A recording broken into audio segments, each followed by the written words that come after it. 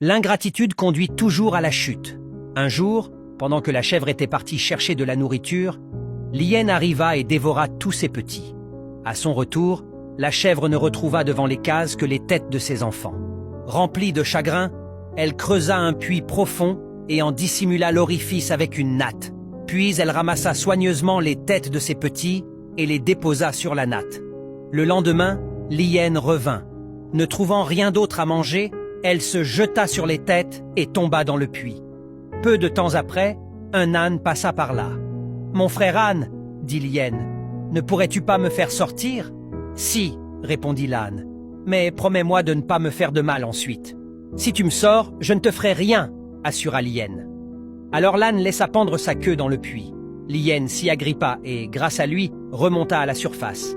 Mais à peine dehors, elle déclara « Je vais te manger, car j'ai faim. » L'âne, résigné, répondit « Je t'ai fait du bien, et tu veux me faire du mal.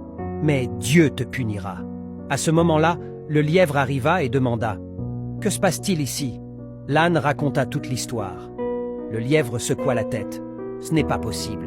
Tu veux me faire croire que cette hyène est sortie du puits en s'accrochant à ta queue? C'est absurde. »« Mais si c'est vrai, dit l'âne. »« C'est vrai, confirma l'hyène. »« Non, non, dit le lièvre. C'est impossible. Montre-moi comment tu as fait. » Piquée au vif, l'hyène redescendit dans le puits en s'accrochant encore à la queue de l'âne. Quand elle y fut complètement, prête à remonter, le lièvre dit à l'âne « Mon ami, ne connais-tu pas un chemin direct pour rentrer chez toi ?»« Si, répondit l'âne, et il s'enfuit aussitôt. Le lièvre fit de même, laissant l'hyène seule au fond du puits, où elle mourut. L'ingratitude conduit toujours à la chute. Celui qui oublie le bien qu'on lui fait finit tôt ou tard par tomber dans le piège qu'il tend aux autres. Car la vie punit toujours ceux qui répondent au bien par le mal.